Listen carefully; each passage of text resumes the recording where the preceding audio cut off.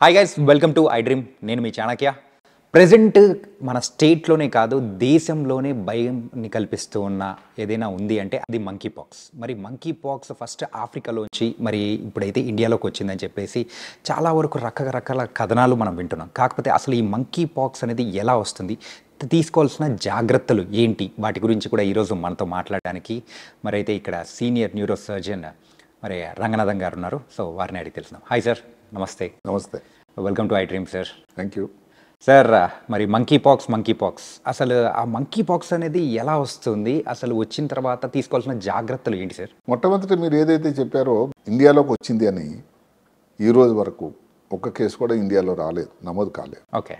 అయితే ప్రాబ్లం వల్ల ఏమిటంటే మొట్టమొదట మీరు చెప్పినట్టుగా ఎక్కడ ఆఫ్రికాలో ఉంది, central Africa, western Africa, Congo, Burkina Faso, కీన్యా. అక్కడ నుంచి నెమ్మదిగా కొన్ని వారాల క్రితం స్వీడన్, యూరోప్లో ఒక కేసు వచ్చింది. తర్వాత మన పొరుగు దేశం పాకిస్తాన్. ఇప్పుడు పాకిస్తాన్లోనే ఏదైతే పాకిస్తాన్ ఆక్రమిత కశ్మీర్ ఉందో నిన్న ఒక కేసు అక్కడ నమోదైంది. అలాగే అక్కడ ఒక ఖైబర్ పఖ్తూన్వా ఒక ప్రావిన్స్ అని ఉంటుంది, అది కూడా పక్కనే. అందులో 3 కేసులు ఉన్నాయి. అంటే ఇప్పుడు ఆ మనకి సరిహద్దు ప్రాంతం పక్కన ఉండే అది ఏంటి నడుచుకొని వచ్చేస్తారు కదండి. 4 కేసులు అక్కడే నమోదైంది. అంటే కాశ్మీర్లోకి రావడానికి ఎంతో టైం పట్టదు. సరిగదా కాశ్మీర్లో ఎలక్షన్స్ దగ్గరలో రాబోతున్నాయి, క్యాన్వాసింగ్ భారీ ఎత్తున అంతా మొదలైపోయింది.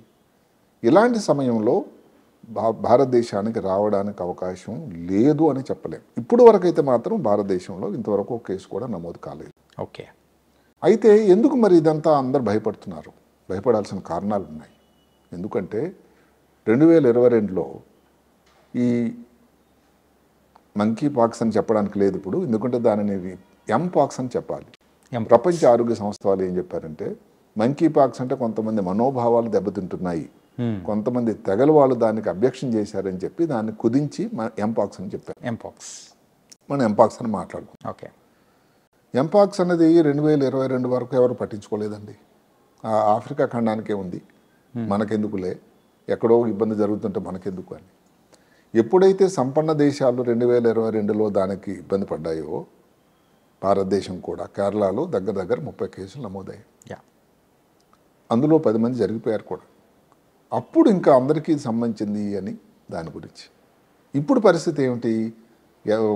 ఎవరో ఇంత చెప్పినట్టు ఎవరింట్లో అగ్గిపడింది మనకెందుకులే అని అలా వదిలేశారు.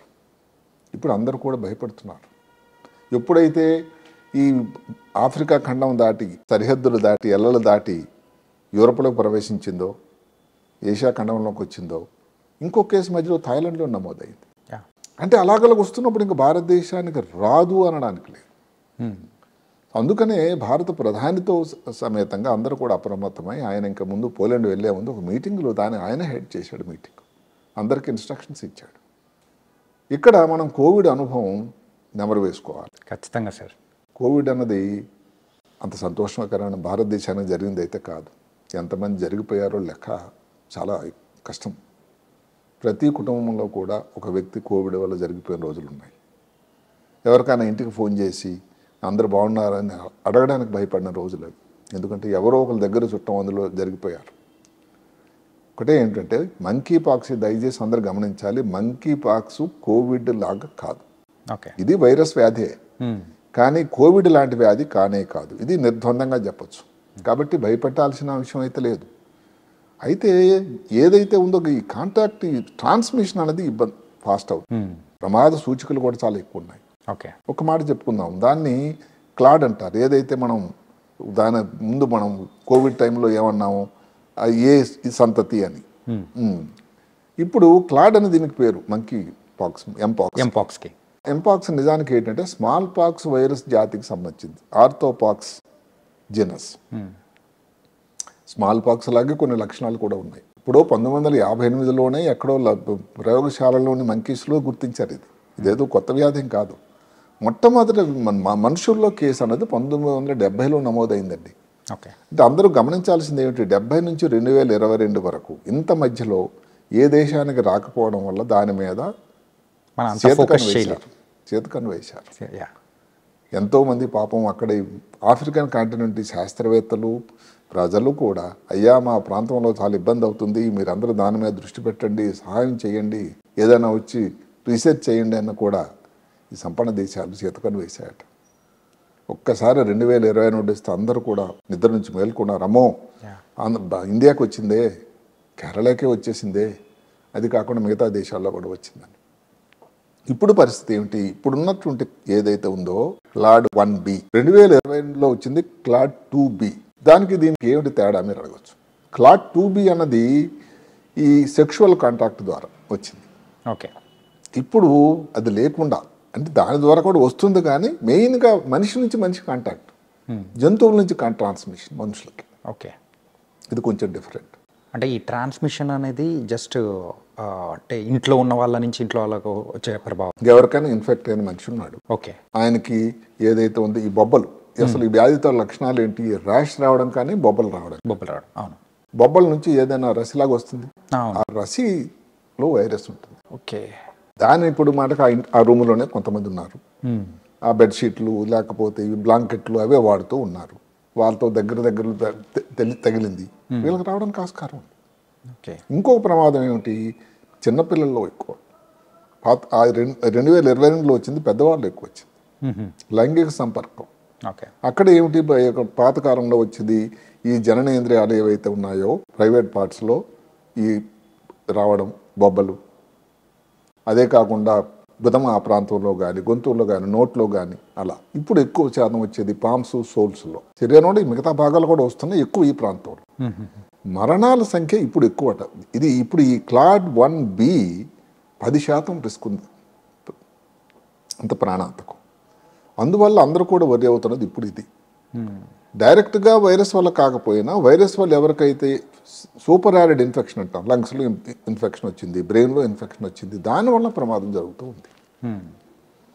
అందువల్ల ఇది గమనించే ప్రపంచ ఆరోగ్య సంస్థ ఏం చెప్పారంటే ఇది ఇంటర్నేషనల్ ఎమర్జెన్సీ, హద్దులు దాటింది, ఇది public health concern of emergency, international emergency అని డిక్లేర్ చేశారు. అందుకనే అందరూ కూడా ఇప్పుడు దాని గురించి మాట్లాడుతున్నారు, మనం అందరం కూడా. దీని లక్షణాలు అయితే జ్వరం. ఇప్పుడు ఒక వ్యక్తి ఆఫ్రికా నుంచి వచ్చాడు అనుకోండి, లేకపోతే ఎవరో చుట్టాలకు బంధువులకు వచ్చింది, మీరు చూడడానికి వెళ్ళారు హాస్పిటల్కి, అక్కడ ఆ వ్యాధి మళ్ళీ సంక్రమించినప్పుడు 1 వారం 2 వారాల నుంచి లక్షణాలు మొదలవుతాయి. జ్వరం, కాళ్ళ నొప్పులు, నడువు నొప్పి, కండరాల వీక్నెస్, అసలు నిస్సత్వం అయిపోవడం.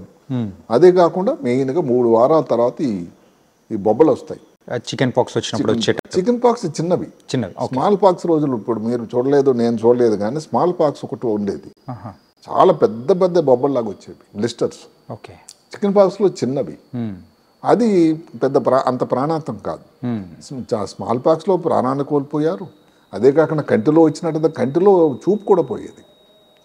అదృష్టవశాత్తు ఎంపాక్స్లో కంటిలో రావడానికి ఇంతవరకు దాఖలాలు లేవు. ఓకే, సో దీని లక్షణాలు వేరు. దీనివల్ల ఇబ్బంది వల్ల ఇన్ఫెక్టివిటీ చాలా ఎక్కువ ఉంది. అలాందువల్ల ఇప్పుడు గ్లోబల్ ట్రావెల్ మొదలైంది, ప్రపంచం అంతా ఓపెన్ అయింది, ఎవరు ఎక్కడి నుంచైనా ట్రావెల్ చేయొచ్చు. మీరు మా దేశానికి రావడానికని లేదు కదా, కోవిడ్ అంత కాదు కదా. ఇప్పుడు కోవిడ్ టైంలో ఇంకా ఫ్లైట్లన్నీ క్యాన్సిల్ అయిపోయింది, మన అమెరికా వెళ్ళాలంటే లేవు, సపరేట్ పర్మిషన్ ఇంకేదో దేశం వెళ్ళి ఉండాల్సి వచ్చేది. ఇప్పుడు అలా కాదు, ఎవరో ట్రావెల్ చేస్తున్నాడు. అందుకని భారతదేశం ముందు జాగ్రత్తగా ఏం చేశారంటే, ఒక గవర్నమెంట్ ఆఫ్ ఇండియా నుంచి NCDC national centre for disease control అని ఒకటి ఉంది. వాళ్ళు కొన్ని నిర్దేశికంగా అడ్వైజరీ ఇచ్చారు. నిర్ణయం ఏమిటి అడ్వైజరీ? ఎయిర్పోర్ట్ దగ్గర లేకపోతే సీ పోర్ట్ దగ్గర ఎవరైతే సిక్ పేషెంట్ వచ్చాడో వాళ్ళని ఐసోలేట్ చేయాలి, వాళ్ళని ఐడెంటిఫై చేయాలి. లక్షణాలు ఉన్నవాళ్ళు కానీ సస్పెక్టెడ్ కానీ వాళ్ళని సపరేట్గా ఐసోలేట్ చేయాలి, టెస్టులు అన్నీ చేయాలి, వాళ్ళకి ప్రివెన్షన్ కోసం ఆలోచించాలి. అందరికీ కూడా చుట్టుపక్కల ప్రాంతాలకు అందరూ ఇక్కడ కేసు వచ్చిందని అందరినీ నమోదు చేయాలి. అదే కాకుండా హాస్పిటల్ ఎక్కడెక్కడైతే ఉన్నారో ఇన్ఫెక్షన్ కంట్రోల్ మెజర్స్ తీసుకోవాలి అని ఇవన్నీ కూడా ఒక అడ్వైజర్ కూడా ఇచ్చారు. అదే కాకుండా ఒక 3 ముఖ్యమైన భారతదేశంలోనే నోడల్ సెంటర్స్ క్రియేట్ చేశారు. ఢిల్లీలోని ముఖ్యమైన hospital Ram Manohar Lohia, Safdarjung hospital, lady Hardinge college హాస్పిటల్లో నోడల్ సెంటర్స్, అంటే మెయిన్గా అక్కడ ట్రీట్మెంట్కి, డయాగ్నోసిస్కి. ఇది ఏదైతే నేషనల్ ఇన్స్టిట్యూట్ ఆఫ్ వైరాలజీ ఉందో అక్కడ ఈ శాంపుల్స్ అన్ని మనం పంపించేటట్టయితే ఈ RT-PCR టెస్ట్ ఇవన్నీ చేయటం, మెయిన్గా చేసేది ఏ వైరల్ డిజీజ్ అయినా RT-PCR టెస్ట్, ఆ టెస్ట్ చేసి నిర్ధారణ చేయటం, దానికి అవునా కాదని చెప్పడం అన్నది national institute of virology Pune వారికి ఆ బాధ్యత అప్పగించారు. అక్కడితో ఆగకుండా 32 ల్యాబ్లు భారతదేశం అంతా నెలకొల్పారు. అంటే ఎంపాక్స్ని గుర్తించడానికి ఉపయోగపడే పరీక్షలు ఉండేటువంటి అన్ని సౌకర్యాలు. అదే కాకుండా ప్రతి రాష్ట్రంలో ప్రతి జిల్లా హెడ్ క్వార్టర్స్లో కూడా ఇలాంటి లక్షణాలు ఏదైతే మనం చెప్పుకున్నామో ఉండేటట్టయితే ఇది కావచ్చేమో అని గుర్తించి పక్కన ఉన్న పెద్ద కేంద్రానికి చెప్పాల్సినటువంటి బాధ్యత అక్కడ మెడికల్ ఆఫీసర్స్ కూడా ఉంది అని. ఓకే. సో ఇది భారతదేశం తీసుకున్నటువంటి ముందు జాగ్రత్తగా చర్యలు. ఇవన్నీ వింటూ ఉంటే మరొకసారి మనమైతే 2020లో వచ్చిన కోవిడ్ పరిస్థితులు మళ్ళీ వస్తాయేమో అని ఒక భయాన్ని కల్పిస్తున్నాయి అదే ప్రేక్షకులందరూ. ఒకసారి భయం వచ్చిన తర్వాత జనం అంత ఈజీగా మర్చిపోలేరు. మర్చిపోరు సార్, అది ఒక పీడకల లాంటిది. ఎందుకంటే ఈ పర్సంటేజ్ ఆఫ్ డెత్ రేట్ చాలా ఎక్కువ ఉంది. అంటే మనం కోరుకోవడం ఒకటే కాదా, మనం తీసుకోవాల్సిన జాగ్రత్తలు ఏమిటంటే ఎంపాక్స్ అనేది భారతదేశాలను ప్రవేశించకూడదు. అదే కాకుండా ఇప్పుడు కేరళ తీసుకోండి 2022లో, ఇంకా అది అప్పటి నాటి స్ట్రెయిన్ ఏదైతే ఉందో అంత ప్రమాదకరమైంది కాదు కోడ్ 2B. ఇప్పుడు 1B ఇంకా ప్రమాదకరమైంది.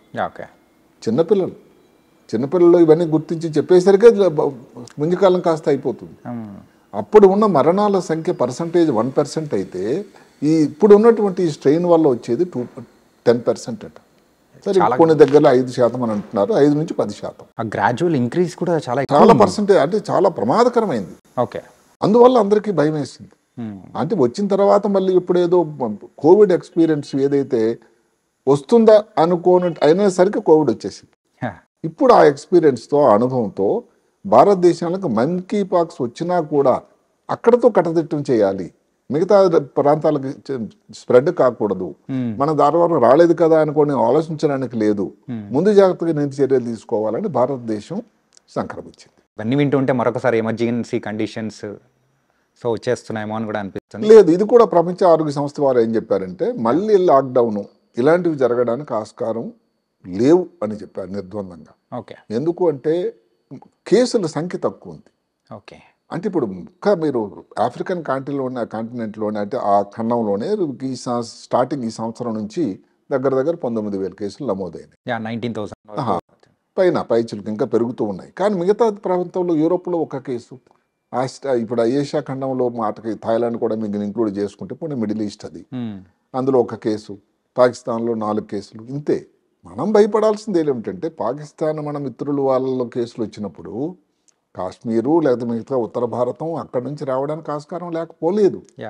ఇది గుర్తించే భారత ప్రభుత్వం చాలా అప్రమత్తమై ఉంది. సార్, ఇలాంటివి వచ్చినప్పుడు మెయిన్గా ఎంపాక్స్ విషయంలో ఒకరి నుంచి ఒకరికి ట్రాన్స్మిషన్ అవ్వకుండా ఉండాలంటే కొన్ని జాగ్రత్తలు అనేది చెప్పారు.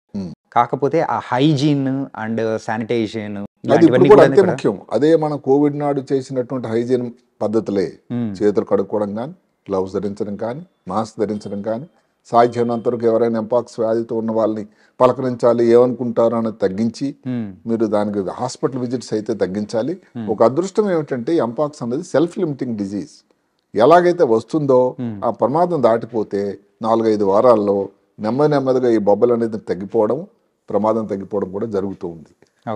ఈ లోపల ఈ ఇన్ఫెక్షన్ అంటే కొత్త చోట్లకు దాని ఇన్ఫెక్షన్, కొత్త ప్రాంతాల్లోని ఇన్ఫెక్షన్ ఆ విధే వ్యక్తికి రాకూడదని మనం కోరుకోవాలి. అండ్ కోవిడ్ విషయంలో వచ్చేటప్పటికి ఆ మాస్క్స్ యూజ్ చేయడం కానీ అలాంటివన్నీ మనం యూజ్ చేసాము. కాకపోతే ఈ ఎంపాక్స్ విషయం వచ్చేటప్పటికి మాత్రం కాంటాక్ట్ టు కాంటాక్ట్ ట్రాన్స్మిషన్ వల్ల వస్తుందంటారు. లేదు, ఇంకా అదే కాకుండా ఇప్పుడు కొంతమంది చెప్పడం తగ్గారు, తుమ్మారు, దానివల్ల కూడా రావచ్చు అని వచ్చే అవకాశం ఉంటుందా? అదే కాకుండా ఇప్పుడు ఎనిమల్ టు 2 రకాలు ఉందండి, మనిషికి ఎనిమల్ టు హ్యూమన్ బీయింగ్స్, జంతువుల నుంచి. ఓకే. అంటే ఇప్పుడు ఏమిటి, ఇప్పుడు రోజులు మారిపోయినాయి. జంతువులకి మనుషులకి మధ్యన ఉన్నటువంటి ఏదో ఒక ఇది ఉండేదో బ్యారియర్ ఇప్పుడు తగ్గిపోతుంది. అదేంటంటే ఇంట్లో వ్యక్తిలాగా అదే కాకుండా మీ చెట్లు నరికేస్తున్నారు, గ్రీనరీ తగ్గిపోయింది, ఎక్కడో జంతువులని ఎక్కడో అరణ్యాలు ఉండేవి, ఇప్పుడు మరి ప్రాంతాల్లో పట్టణ ప్రాంతాలకు దాడి చేస్తున్నాయి.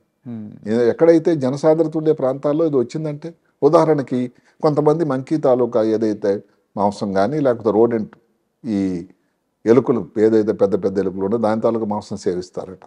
అది కానీ ఆ మాంసం సేవించినప్పుడు సరిగ్గా పూర్తిగా ఉడకకుండా సేవిస్తే వచ్చేదానికి ఆస్కారం. ఓకే. అదే కాకుండా ఇప్పుడు మంకీ కానీ ఎవరన్నా కరిచింది అనుకోండి, గీచేసింది, ఘాట్లు అయినాయి, దానివల్ల కూడా రావచ్చు. ఓకే. కాబట్టి ఈ ప్రమాదం కూడా పొంచి ఉంది.